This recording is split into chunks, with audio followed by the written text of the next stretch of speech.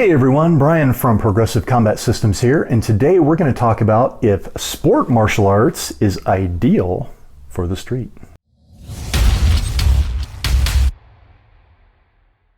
So a client of mine sent me a podcast about a controversial martial arts instructor who is saying what he feels BS is in the martial arts world and why he thinks sport martial arts training is ideal for self-defense.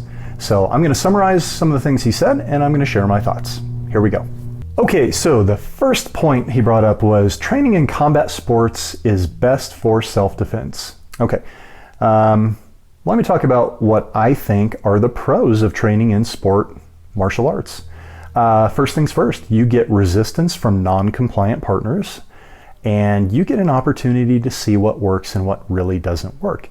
There are a lot of martial arts out there that do these pre-choreographed routines, and the moves that they use against each other work because the other person is being compliant, and that is a problem that you won't run into in boxing or BJJ or Muay Thai and similar martial arts. So yeah, there are definitely some pros. What are some cons, you might ask, Brian? Well, here's some cons. Sport training avoids illegal targets and illegal tactics, such as striking to the eyes, throat, and groin, striking to the back of the head, throwing things in people's faces and then kicking them in the balls, like in the 1980s movies. All the bad guys threw pocket sand. Why can't good guys throw pocket sand? I have sand in the pockets of every one of my pants so that I can throw pocket sand. Pocket sand! Into my opponent's eyes right before I strike him in the testicles. Okay, the other thing is sport martial arts are going to be wearing some sort of gloves, so they make fists. And one of the number one injuries in a street fight is a boxer's fracture. So I highly recommend you strike with palms. Sport martial arts does also not address things such as weapons, multiple attackers, or size and gender differences. If you're a 115-pound female and you're being attacked by a 225-pound man and you're coming in with your jab, cross, rear leg, tie kick, and you're going to try to shoot in for a double leg, and I know thinking no worky. Now, having said that, I do believe that effective street fighting has a foundation in what we would call today mixed martial arts. So we just need to take some of the good training elements of sport fighting and modify them with street tactics, and I think we have something really powerful. Okay, next point. He calls it the street versus sport fallacy. This is similar and related to what we talked about earlier, but he would say things like, people say, well, I'm just going to strike someone in the eyes or strike them in the throat or kick them in the balls, and it won't matter if someone's a really good, sport fighter because I'll just hit him with these techniques and in the fight, bro. Yeah, hey, look, eyes, throat, and testicles are hands down the best targets to attack. It'll make that 115-pound female have the ability to take down that 225-pound male. But I'm going to agree with the interviewee on this and say, if you have someone that's really highly skilled in boxing and you have someone that's taken a weekend training course in how to strike the eyes or the throat or something, they're not going to have the timing and the rhythm and the distance and the ability to strike that boxer in the throat or the eyes. But if you have that boxer and you modify him and teach him how to strike the eyes and the throat and testicles, ooh, you got a dangerous man. What else do we have here? So the author says, having several years of stand-up fighting, clinching, and ground fighting is really the foundation of knowing how to deal with violence. I agree. I think it lays the foundation of knowing how to fight another individual, how to win, how to get hit. And like I said, just take that and modify it to be more street savvy and street tactical. And yeah, you got a winner right there. The interviewee was asked about the persistence of fake martial arts. Oh boy. Every neighborhood has a a corner McDojo, right? You know, a place that's really just a glorified childcare, and they somehow convince the parents to train there too, and they're doing their board breaking and their hiya and they're all that kind of stuff. And yeah, I mean, what can I say about that? That doesn't teach people how to fight. In order for something to be considered a martial arts school for me, I'm like, martial arts, so you're learning combat. It should make people dangerous. A martial arts school's job is to make people dangerous. I personally like the idea that we should have more dangerous good guys walking around, because the more dangerous good guys there are, bad guy's job gets a hell of a lot more dangerous to be a bad guy. Fake martial arts, yeah, throwing unrealistic moves and having responses to them.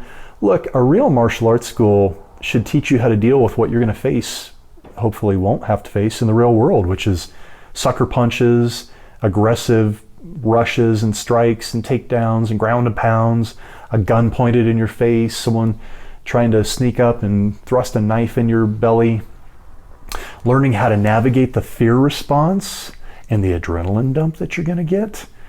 Oh boy, I've got some good stories about that, but you will get a fear response and you will get an adrenaline dump if you face real violence. And if you do not know how to process the emotions of fear, and if you don't know how to process the physiology of that adrenaline, you're likely to freeze. And I don't care how good of a fighter you are, if you freeze, you're fucked. So yeah, a good martial arts school should teach you how to navigate those. All right, this individual trained in Jeet Kune Do for a while, and he says that Jeet Kune Do has lost its way. Whoo-wee, I'm a Jeet Kune Do instructor. How do I feel about that? I kind of agree, actually. When Bruce created Jeet Kune Do, and by the way, Jeet Kune Do is not a style, it's a concept or philosophy that should guide how you approach your martial arts training. He did that with the idea of creating more realism, less limitation. For instance, he said, look, if you're a boxer, you don't kick. If you're a kickboxer, you don't grapple. If you're a grappler, you don't strike. And he thought, well, we need to be able to do all of those in a fight, potentially. Not to mention martial arts should be more about reality and you know, let's get rid of the fluff and get right to the meat and potatoes of what works. So what's happened with Jeet Kune Do? Well, there's really two flavors of Jeet Kune Do out there. You've got original Jeet Kune Do, and those people are stuck in the past. Original Jeet Kune Do is really what's called Jun Fan kickboxing, and that was the style that Bruce Lee came up with for himself. It's a fantastic martial arts style. It's based on, it takes the best qualities of boxing, Muay Thai, Savate, Wing Chun, Jiu-Jitsu, wrestling, and it kind of puts them together into a style that really worked for Bruce. I happen to think it's a great style. But styles are limiting by their nature, and they need to be modified for the individual. And Bruce never intended people to be doing Jun Fan kickboxing. He intended him to be doing Jun Fan kickboxing. The other style or flavor of Jeet Kune Do you'll see out there is Jeet Kune Do Concepts. That comes out of the Dan Inosanto School of JKD. And Jeet Kune Do Concepts really took on the mantle of mixed martial arts before there was mixed martial arts. But something kind of happened with Jeet Kune Do Concepts. It kind of got watered down with a little bit of, well, hey, let's throw this in, and let's throw that in, and let's throw this in, even though this and that and this really didn't have a whole lot of combat application to the real world. An excessive focus on complex Filipino stick and knife drills that really don't mirror what you see in real violence. That's really watered down JKD. Bruce, I do not believe Bruce would approve. And in my Jeet Kune Do school, we don't do that stuff. I do occasionally do a little bit of stick drills, but I try to keep them real simple, and I make sure they kind of mirror what it would look like in a real violent encounter. But the reality is, you need to stick to the meat and potatoes, which honestly the interviewee kind of nailed on the head. He said stand-up fighting, clinching, and grappling. We need to throw in some other things too, multiple attackers, weapons, etc. Why is Jeet Kune Do being watered down? Why, if you went to another Jeet Kune Do school and then came to mine, would you go, oh, this is different? Maybe. Maybe not. I don't know, but I'm going to leave you with this thought. No one who is amazing at anything ever had to not deal with boredom. Fundamentals trained over and over and over in progressive manners that make them progressively more challenging. That's how people get good. Name any amazing athlete in any sport anywhere in the world, and that's exactly what they did. And fighting is no different. That is one thing that the sport martial arts have to offer, is there is no time in your training for BS. And if reality-based martial arts took the training methodology of sports, they would be much more effective. And that's what I try to do at my Jeet Kune Do school. The interviewee was asked about suppressing our innate violent feelings as human beings, and he said it is unhealthy. And I totally agree. We are, by default, quite horrific human beings. We're violent, we're selfish, we're greedy, and we have this wonderful thing in the front of our brain called a frontal lobe in our cerebral cortex that allows us to go, hey, you know what? I think that person over there probably deserves to not have me cut in line in front of them, or to not, clonk them over the head and steal their wallet, or to not go and make a bad social media post, or not make a bad comment on this YouTube video. So, I like what Jordan Peterson said. If we are not able to recognize the monster that lives inside of us, we will never be able to have control over that monster. Paul Vunak says, the enigma of learning violence is that we become more peaceful. And I agree. I think the better we get at violence, our ego kind of gets under control because we feel powerful. When you feel weak, you lash out, trying to prove some sort of weird cathartic thing to prove that you're tough. When you know you're tough, you don't walk around acting like you're tough. You know what I mean? There's a lot of passive, non-violent people out there that treat other people like crap. All you have to do is look at social media to see that. So I totally agree. We need to recognize and acknowledge that we are kind of aggressive, violent people. And when we recognize and acknowledge that, we can get control over it.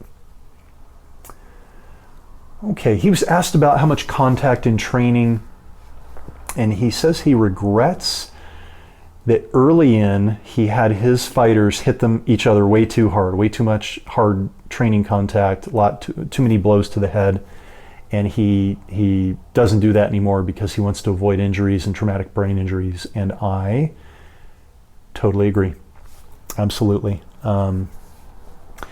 People do need to know what it's like to be hit. They need to know that they will be okay, and they need to keep going. And once they've experienced that, I'm like, cool, never get hit in the head again. That's the goal. Now, I do have drills where I have my fighters put on boxing gloves. I don't do sparring drills like this because it's too big a risk of shit getting out of control. So we will do drills with boxing gloves where the person with gloves is trying to hit the other person while they're dodging, blocking, parrying, and I'll have them do like very specific counters. So they're working on something very specific. It's not like a two people sparring. It's one person who's feeding as an attacker and the other person who's drilling and trying to get really good. And there is an opportunity for them to get tapped but not hit. You know what I mean? No brain bouncing around, just a really light touch. So, definitely avoid traumatic brain injuries. It is my understanding that the Cuban boxing team has the greatest amount of gold medals in the world. And from what I've been told, the way they train is they just little tip-tap. They don't hit each other. They do exactly what I just said, little tip-tap stuff. George St. Pierre, legendary UFC fighter, from what I have been told, sparring with him is an absolute delight because he won't clobber you. He'll just do these real light touches and he'll pull his punches or kicks if they're going to hit and cause some damage. And that's the way to train, folks. Injury is not conducive for you getting good. In fact, I'm going to be so bold as to say the more times that you get hit in the head, directly equates to you becoming a worse and worse athlete because of the traumatic brain injuries that you accumulate, and your visual fields get fucked up.